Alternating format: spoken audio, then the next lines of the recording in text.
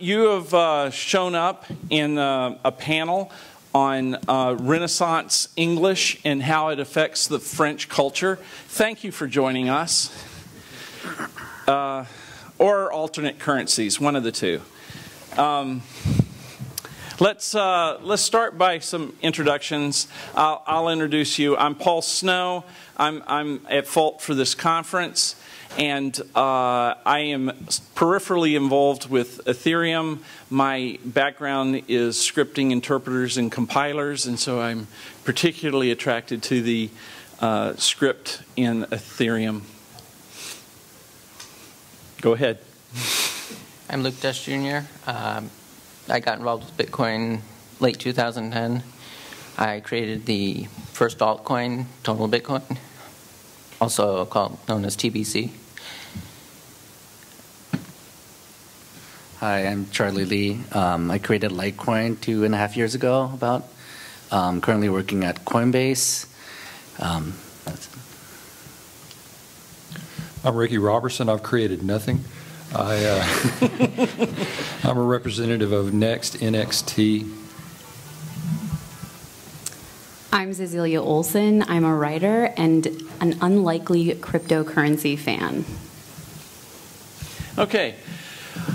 A lot of people realize that alternative currencies. This is. A lot of people would think that Bitcoin's an alternative currency, but in our world, we think Bitcoin is the cryptocurrency and all others are alt currencies. So the first question to our panel, why an alt currency? Why not just Bitcoin? The reason that I created Tonal Bitcoin was that Bitcoin is based around the decimal number system, whereas as a programmer, I especially prefer the base 16 systems, and Tonal is a base 16 number system. So what I did was I took the Bitcoin technology and I applied it to work with a base 16 number system instead.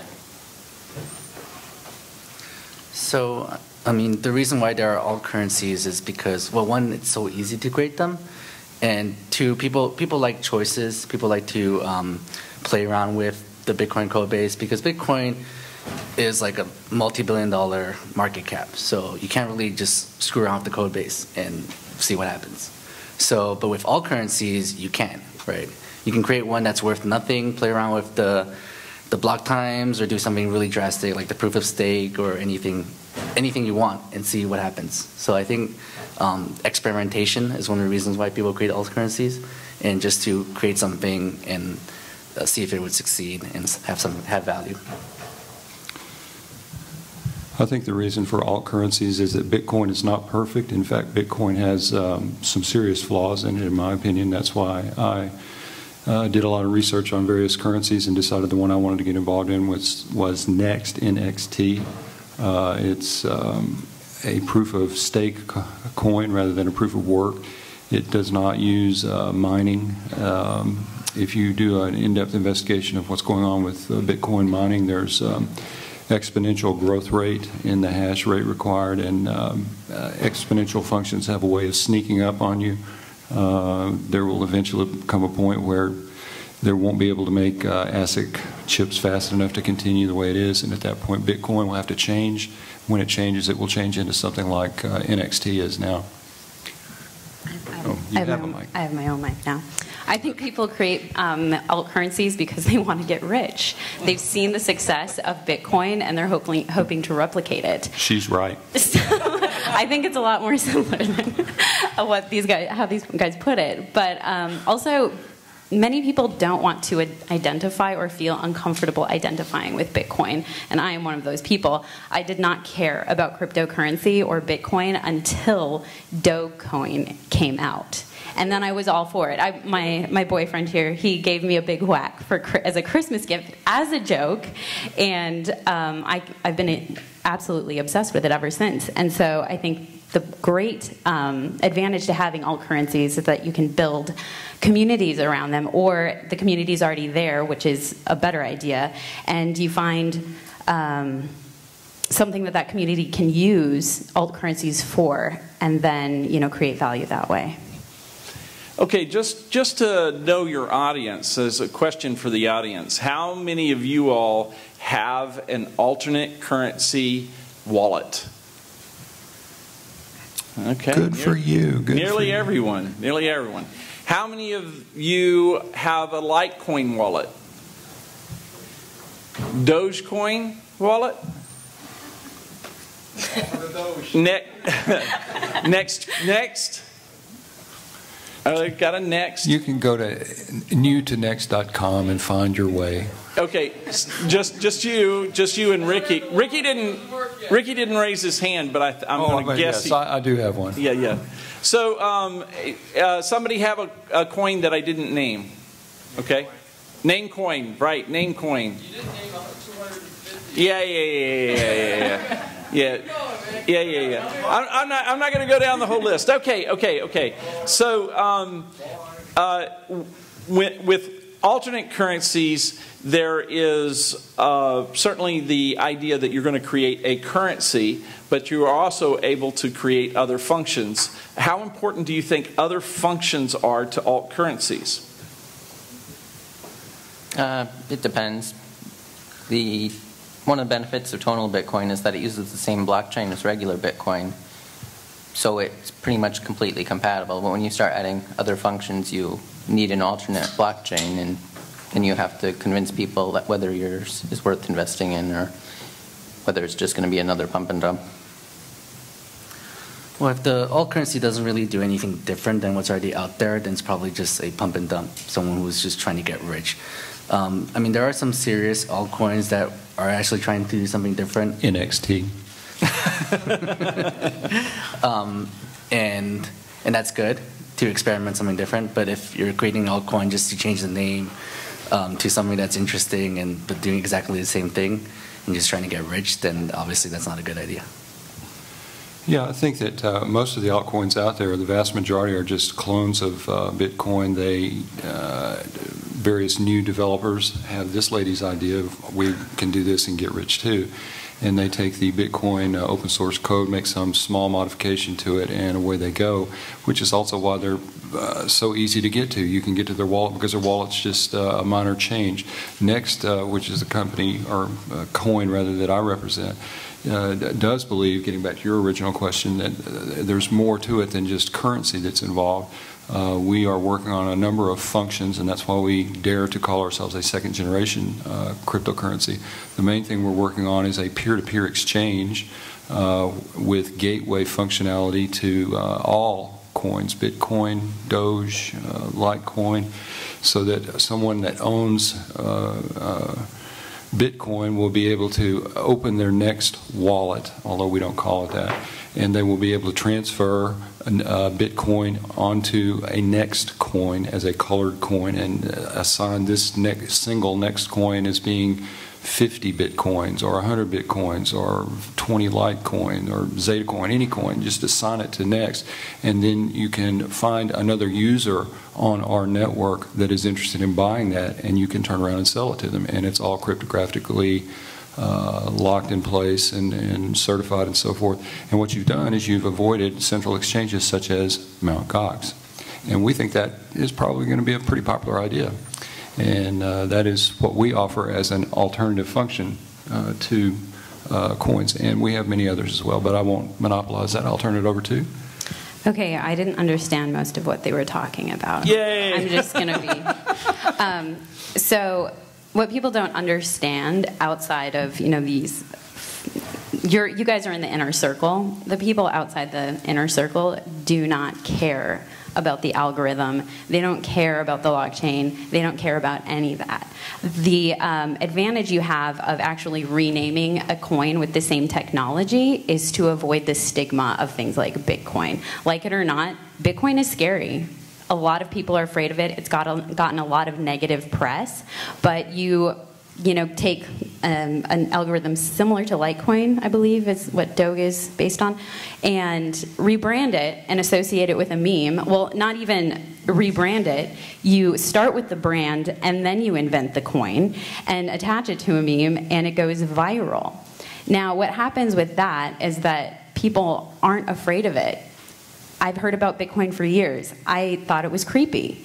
And now Doge comes along. I want to be in it. I'm interested in more now learning more about what's going on in it. But most people just do not care about what's going on behind the currency, just like they don't care what's going on in behind our economy with our dollar. So I think branding is almost everything. She's right again. Yeah. Yes. Well, let's think that through, because I'm one of the technical developer, compiler guys. Okay, and most of the rest of us are kind of technical. We don't tend to do marketing. We don't tend to evaluate the emotional feel of the coin. How many of you have been attracted to a altcoin because you felt there was an emotional connection you were making to this altcoin that you weren't making to Bitcoin? How many of you think that affects you? Okay. Now, that's 4 or 5 or 6 people in a room where, generally speaking, most of us are on the autistic scale. Okay? I'll let that sink in for a second. Okay? I have to, because you're on the scale. Now, for those of you that didn't raise your hand, how many of you feel somewhat angered at altcoins sometimes? Some altcoin sometimes. Have you ever felt? Ever, yes. Ever? Not currently. Not currently. Used to. A reformed person. So there's a few people. Okay, so the question becomes, for the panel, how do you think you can address the marketing emotional level of your altcoin relative to Bitcoin? How do you measure up if you've got a coin to defend? Go ahead. I pretty much don't really try, because if other people don't use tonal Bitcoin, it's still usable for me. They can use regular Bitcoin and it works just fine. It's interoperable. Well, marketing is actually really important. Like, one of the reasons why Litecoin succeeded is because of marketing. Like, I put it out there that Litecoin is silver to Bitcoin's gold, and it actually resonated with people. People kind of understand the difference between silver and gold, and saw that Bitcoin is like gold, and why not also invest in silver? So that got them interested to check it out. And once they started playing around with it, they realized, wow, it's different. The transaction speed's faster, it feels more lightweight, and they got into it. So marketing definitely is important, and it's also a reason why Dogecoin is so successful. Like, Dogecoin is pretty much just a copy of Litecoin with very small changes. Other coins have been launched similar to Dogecoin with more changes, more interesting features, but never got caught on just like Dogecoin did. And those coins, because they lack the marketing, right? They're just one of hundreds of different coins. How do you differentiate yourself so that people actually try out your coin and realize how interesting it is? And so these days, I think marketing a new coin is really important. Okay, well, let's test that. How many of you kind of remember the silver gold thing when you first heard about Litecoin? Okay. Oh yeah. Well, I have to raise my hand too. That's a really good point. You had a marketing tagline, and so far even Dogecoin doesn't quite touch Litecoin in the competition of altcoins. So, what's that? Very agreed. What? No, don't get them started. Oh, okay. Rick. When we talk about the importance of marketing with Next, that definitely is a weak part of Next. Next is a very technical, it's a technical solution to a technical problem and done by technical people, and the marketing of it is very poor in my opinion, and I don't think anybody's going to shoot me for that. We talk about marketing strategies, and I think the one that resonates with everybody is the concept that Next is green. And the reason that Next is green is we don't go into this mentality of mining, and you need specialized mining rigs that use 350 watts and 1,000 watts and cost $2,000 and use $35,000 of electricity a day, which is what you calculate up to. And we don't have server farms in Iceland to use the cold air and the cheap hydropower and everything. I mean, that's nuts. Who in their right mind? It's like the United States is based on Saudi Arabian oil, and Bitcoin is based on Icelandic cold air. Okay, wait. Let's test that. He said, who in his right mind would mine like that? Any miners? Knowing Okay. a next alternative. Knowing the next alternative is... What? Huh? Okay. The next alternative to that is we don't mine, and we don't need complicated computers to do that. We can run our entire backbone network on Raspberry Pis at the moment for $35 a pop. And so we can put up, instead of $80 million worth, literally $80 million worth of mining gear, we can put up $35,000 worth of Raspberry Pis and run our entire network forever. And we don't have to worry about exponential hashing functions going up every month and every month and every month. And so we are, quote unquote, green. We don't need tens of millions of dollars worth of gear, and we don't need millions of dollars worth of electricity. We need little toy computers that they hand out to school kids in England. Okay. Do you have anything to say? I'm not quite sure how you would. Yeah, well, actually... Are you kidding? She said the best stuff so far. So what you're actually doing with your marketing is interesting, because Bitcoin, I don't know if you guys know, but you're a bunch of libertarians and narco-capitalists. No. And what you're doing is you are tapping the liberal market. And you are making a coin that is very friendly to vegans and other people, like the liberal market. And that's really, really smart, because they are probably the most adamantly against cryptocurrency. Just FYI, so good move. You're talking to me personally? The green coin. Take that, guys. So look into Next. Next has these things that we appeal to vegans. I'm not a vegan. Yeah, well, when you change your logo from this kind of modern NXT sort of thing, Yeah, that wasn't a brilliant move. to a little dog, we'd be to a little sweet pea, and maybe a peach, then you're golden. We had a logo competition that did have a nice green leaf on it, and it lost. That was just the technical people that voted. So, Okay, so we've kind of delved into the emotional side and the marketing side of alternative coins. You've got an audience that's all tied up into Bitcoin as well as altcoins. They're even, okay, here's another question. How many of you guys, feel that Dogecoin does appeal to you? That's it? That's there. These are autistic. So okay, from the technical guys, why don't you attack this woman on the panel? Gang up. There's 4 of us, only 1 of her, and explain why the technical aspects of altcoin are more important than the marketing. I have trouble believing that. Depends on what your goals are. We've got the tech part right. Why do we have to argue that? So, Okay. But I see what you're saying. I mean, Dogecoin technically is pretty much very similar to Litecoin and Bitcoin. So there's no technical attack on Dogecoin. I think Dogecoin succeeded in getting community interest. I mean, in the end, if no one's using your coin, it doesn't matter how awesome technically you are. It doesn't matter, right? So if you manage to convince the whole world that your coin is interesting and everyone's using it, then that's all that matters. I would disagree. I would think that if all you have is marketing, then in the end, all it's going to be is pump and dump. You need to have a technical advantage, some innovation to make it last long term. Okay, so we're feeling that the technical is important, but it sounds like we're agreeing that the marketing is maybe the more critical component to alternative coin adoption. So here's the question. It's not just alternative coins, and it's not just Bitcoin.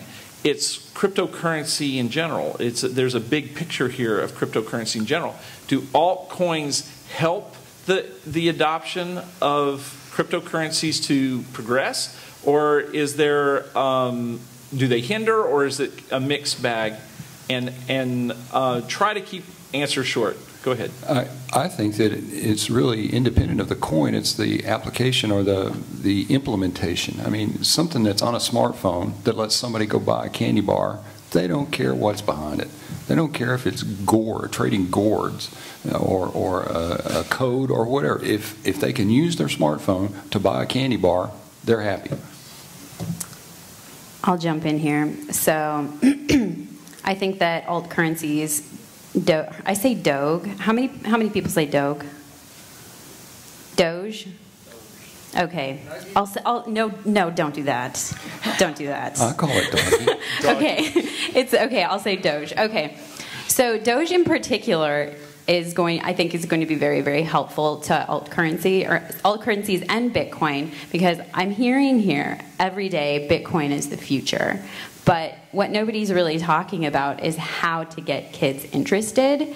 And since Dogecoin has infiltrated social media, Dogecoin is most likely going to be the first crypto experience or exposure that teens and tweens have. Not to mention college students, and that's a huge, huge market. So if you get them started on, Doge, it's the starter currency.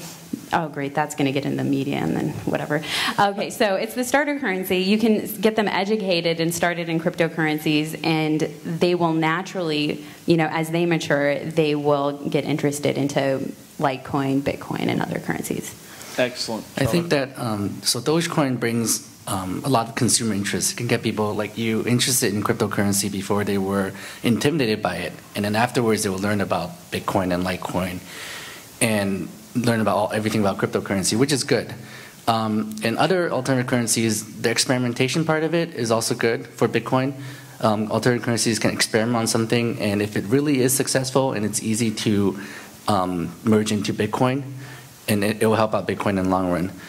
One thing that separates Litecoin from all the other alternative currencies is Litecoin actually has a really strong development team that actually contributes code upstream that helps out Bitcoin. Recently, we've helped Bitcoin with a lot of the security changes, security updates. We've been able to test Bitcoin software first before it actually released onto the Bitcoin, before the Bitcoin client actually updated and released it. So the Litecoin helps Bitcoin with the testing. Also, early developer Warren Togami also worked on a Bitcoin client called Bitcoin OMG, which has all the latest and greatest Bitcoin stuff that hasn't been released yet. And people running that client is actually helping testing the next version of Bitcoin, which is really helpful.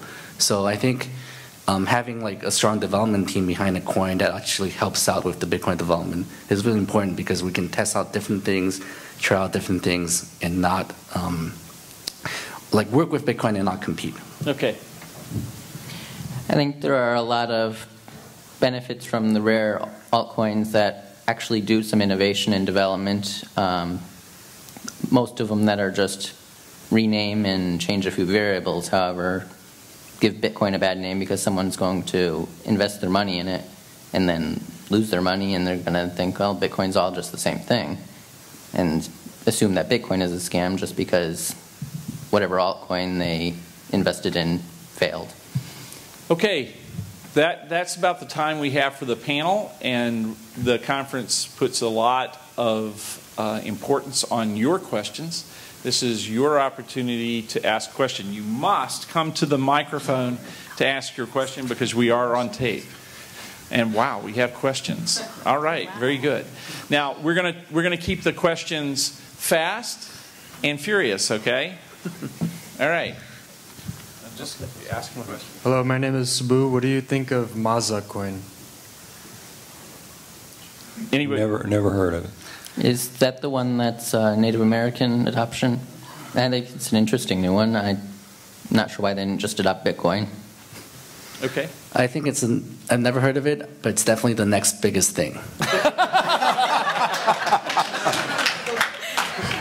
My name is Kanan. Now, I have to confess that I don't have any alt currencies and I know nothing about it. I do have Bitcoin. And so my question is there anywhere I can go where I can find out about these different currencies without CoinMarketCap.com. CoinMarketCap.com. And I have a question also. It sounds like you're each saying that your currency is very similar to Bitcoin. Not me. Okay. However, I've heard that, for example, Bitcoin is deflationary and that there's only going to be a certain number of them. And I've heard that a lot. That's wrong. Excuse me. And I've heard that a lot of them are inflationary. Is that the case? My opinion is that Bitcoin and its clones are inflationary in our lifetimes because they're generating new coins every 10 minutes Well, for Bitcoin. they're monetarily inflation, but right. they're not price inflation. Monetary, well. Okay. Yeah, and Dogecoin doesn't actually have a coin limit. Let's go. Okay. There's also Hi. Frycoin, which has. My name is Jay, and I am a local Dogecoin miner. And I just wanted to add something that during the past few days, I had the opportunity to wear the Bitcoin mascot costume all over Austin. And thank you. And on Saturday night, we went to a Lord concert. For those of you that don't know, Lord, it's a pop band, you know. And I had the chance to run around with a lot of teenagers, 15, 16-year-olds. And one of the things that I heard, and this is a true story, they say, Bitcoin, is that like Dogecoin? So exactly. It's just that's one thing that I wanted to say, and the other thing is that I posted a few pictures on Reddit, and one of the things that happened is that donations started to come into my account because Reddit is one of those communities that are very, very active on Dogecoin, and I would say that Dogecoin it's a coin based on generosity. You know, like you don't see that happening in any other coin. Like here's 100 Dogecoin, here's 500 Dogecoin. You don't see that on Bitcoin or Next. So what are your thoughts about that generosity in a coin? That was how Bitcoin was in 2011. When it was cheap. The thing is, people are generous because it's not worth anything, which is what happened with Bitcoin and Litecoin early on. So if Dogecoin actually succeeds and become worth something, you'll find out that your users are not so generous anymore. Next does have faucets set up where new users can go get coins for free just to get them started. Okay, quick. My name is Caleb, and with Script ASICs coming out, do you foresee any of the hundreds of Script altcoins making any changes to memory hardness? Irrelevant to Next. I mean, there's already a lot of coins that are experimenting with different memory hardness for Script, or even just totally different proof of work algorithms. So the Script ASICs that are coming out are targeting Litecoin Script because that's the most profitable or the largest community. So when that happens, it will increase the hashing power of the Litecoin Script network, but it won't affect the ones that aren't using the same kind of script or different proof of work. Hey, my name is Garrison. I'm an altcoin trader. The reason Dogecoin is so big is because, well, I was in English 101, and while I had a socialist teacher, he did bring up an important point on Aristotle's pathos, logos, and ethos. And the reason Dogecoin appeals and it has a community is because it hits that pathos, and it hits people and emotional. And while I'm not emotional to any coin, it does bring people into the community, and it does do work for Bitcoin. So go ahead and listen to the community, and when it's going up, you buy the Doge, and when it's at the top, you drop it, and then do it again. All right, first off, don't buy the Doge ever. There's no limit on it. It's a scam. Thank you. Second off, two different coins I'm interested in hearing your thoughts about. One is called Hunter Coin. Anyone familiar? Pretty cool little gaming sort of concept. The gaming play is crap. It doesn't really work, whatever. But the concept is cool, and all these other mechanisms built into it. I could talk about it. Next question is about Aurora Coin. Very interesting coin here. That's very interesting coin. In case anyone doesn't know, is trying to be the national coin of Iceland, where they're giving away 50% of the pre-mine to every single person in Iceland. I don't know the logistics of how they're actually going to pull that off, but that's the theory behind it. I'd like to get your thoughts on it. That's really interesting. It's not officially sponsored by the Icelandic government. But there's an Icelandic citizen who is doing it and thinks that it can. Iceland's had a lot of problems. They got clobbered back in 2008, and their banking system still isn't isn't back right. I mean, they've had to reprint their money and take 2 zeros off of it. And it's an interesting concept. I think that there will be a huge drop in it. They're not going to drop it to the Icelandic citizens until the end of this month, and in the meantime, there's only a small amount of it, and that's in circulation to non-Icelandic people, and they've run the price up really, really high. Sure, I'm not really interested in the price, just the concept of that, and the concept of a national the concept of a national cryptocurrency. This is the chance for that to occur, and Iceland is a good test case for it because they have a small, isolated group of people, 300,000 people on an island with cold air where they can mine it. So, okay, I would like to point out, though, that there's no precedence. There is precedence to this. That credit cards were adopted when banks mailed them to customers in the 1960s, already activated with no application required. You would just get a credit card, and it would be in the mail, and you could go use it and buy gas. And it was just done, and they already had your address, they already had all your information and your bank account. And thus were we enslaved. And once the credit card system was completely adopted primarily for buying gas, then they passed a law that prohibited sending credit cards to customers without an application and a signature. And so it was really exactly this scheme of dumping a system on the people until they were addicted to using it, and then saying, oh, we're done, and now you will do it the right way. So there is precedence for that. Okay, I think the concept of Aura coin is interesting, where you pass out the coin so every Icelander gets a few coins. But I think the execution is really poor. Yep. They shouldn't have launched the coin so that people can trade on it before they gave it to everyone. Yep. So what happened right now is people are saying, oh wow, the market cap of Aura coin is larger than Litecoin, because they're taking the total population of coins, which is 10.6 million, times like $80, which is like $800 million market cap, which is larger than Litecoin, but it's not really the true market cap, because what's tradable is only 100,000 coins. So this misleads people to think that, wow, this coin is really awesome, people should put their money into it and speculate it. What actually would happen is when they start dumping the coins and giving the coins to the Icelanders, people are going to sell because they're going to have $3,000 worth of coins each. And they're like, why am I going to keep this coin? I'm just going to sell it for US dollar. The price will crash so hard. It's going to be the most spectacular crash ever. Okay, wait. Everybody, we're going to have to give them a hand, because I wasn't watching the clock and I actually let this run over. This was an exciting panel. I really enjoyed it. I hope you will join me in applause for these guys.